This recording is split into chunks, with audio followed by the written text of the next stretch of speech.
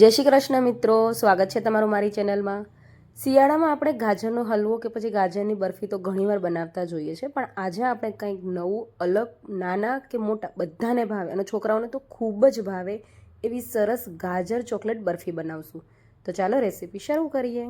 અહીંયા આપણે અડધો કિલો ગાજર લેશું, જેને આપણે છોલી લેશું અને સરસ ધોઈને પછી આપણે આવી રીતે રફલી કટ કરી લેશું। તો અહીંયા રફલી આપણે કટ જ કરવાની છે, આપણે ખમણવાની જરૂર નથી। તો બહુ ઇઝી રેસીપી છે, બહુ સરસ અને બહુ ફટાફટ બની જાય છે। તો બિલકુલ આવી રીતે મેં બધાય ગાજરને કટ કરી લીધા અને જે સફેદ ભાગ છે એ આપણે કાઢી લેશું। ઘણીવાર જો એ કડવું હોય તો હલવો કે આપણે જે પણ બરફી બનાવીએ એ કડવી બને, તો એના માટે આપણે એને કાઢી લેશું। હવે આપણે બધાય ગાજરને કટ કરી મિક્સર જારમાં એડ કરી લેશું। તો અહીંયા આપણે આને પીસી લેવાનું છે, પણ આપણે અહીંયા મિક્સીને ઓન ઓફ કરીને પીસવાની છે, જેનાથી આનું જ્યુસે ન બનવું જોઈએ અને એકદમ ઝીણું ન થવું જોઈએ। તો હું તમને બતાવું છું આપણે કેવી રીતે એને પીસી લેવાનું છે। તો એકદમ તમે જોઈ શકો છો આવી રીતે જાડું આપણે એને પીસવાનું છે, એકદમ ઝીણું નથી પીસવાનું।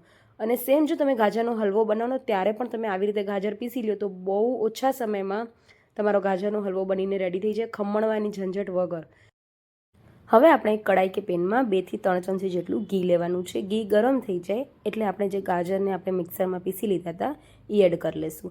હવે અહીંયા આપણે 2 થી 3 મિનિટ સુધી ગાજરને સરસ એવા સાંતળી લેશું। તો 2 થી 3 મિનિટ સુધી આપણે ગાજર સાંતળશું ને એટલે એનું કલર ચેન્જ થઈ જશે અને સરસ એવું તમે જોઈ શકો છો ગાજર સંતળાઈ પણ જશે।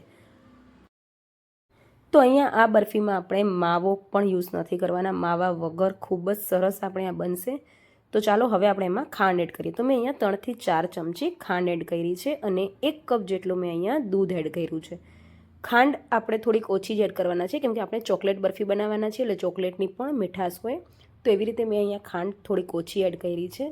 ખાંડ અને દૂધ બંને એડ કર્યા પછી આપણે સરસ એને મિક્સ કરી લઈશું અને 3 થી 4 મિનિટ સુધી એને સાંતળવા દઈશું, જેનાથી જે પણ દૂધનો ભાગ, ખાંડનો પાણીનો ભાગ હોય કે ગાજરના પાણીનો ભાગ હોય બધું બળી જાય। હવે આપણે અહીંયા કાજુ લઈ લીધા છે, તો 20 થી 25 નંગ જેટલા મેં અહીંયા કાજુ લીધા છે।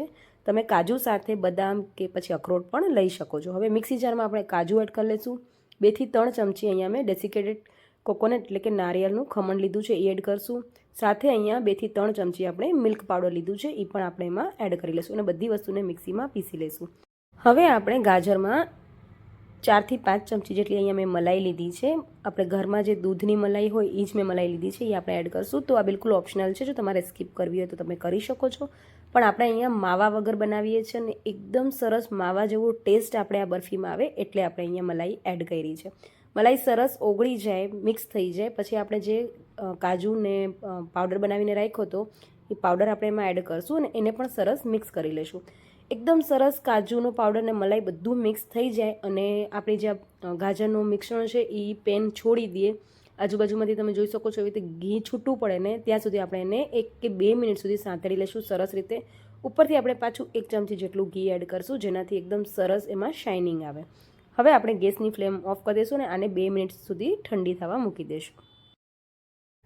તો બિલકુલ આવી રીતે તમે ગાજરનો હલવો પણ બનાવી શકો છો। આ રેસીપી તમારી રેડી છે। થોડુંક તમારે ઘી વધારે અને દૂધ વધારે એડ કરશો એટલે સરસ એવું તમારો આ ગાજરનો હલવો પણ બની ગયો। તો આપણે તો અહીંયા બરફી બનાવવાના છે એટલે આપણે અત્યારે અહીંયા ચોકલેટ લઈ લઈશું। તો ચોકલેટને આપણે અહીંયા રફલી કટ કરી લેવાનું છે।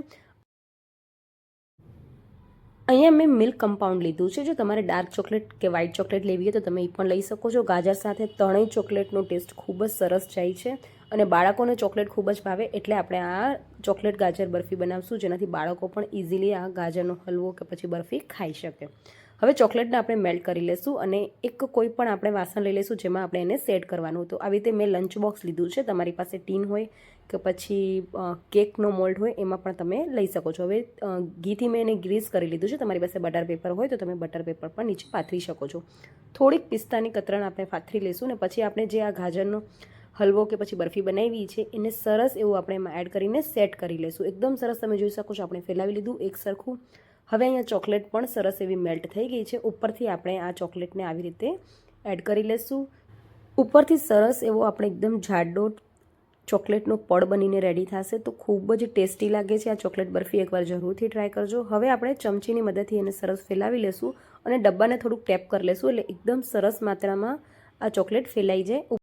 ઉપરથી આપણે ડેકોરેશન માટે થોડીક ફરીથી પિસ્તાની કતરણ એડ કરી લઈશું. તો આને આપણે અડધી કલાક માટે ફ્રીજમાં સેટ કરવા મૂકશું તો ખૂબ જ ટેસ્ટી અને બાળકોને તો ખૂબ જ ભાવશે એવી સરસ આપણી આ ચોકલેટ ગાજર બરફી બનીને રેડી થઈ ગઈ છે. એકવાર જરૂરથી ટ્રાય કરજો અને મને કોમેન્ટ કરીને જણાવજો તમને મારી આ રેસીપી કેવી લાગી. અને હા, જો મારી ચેનલમાં પહેલી વાર આવ્યા છો તો ચેનલને સબસ્ક્રાઈબ કરી લેજો, બાજુમાં આવેલી બેલ આઇકનને પ્રેસ કરી લેજો, જેનાથી તમને આવી નવી રેસીપીના નોટિફિકેશન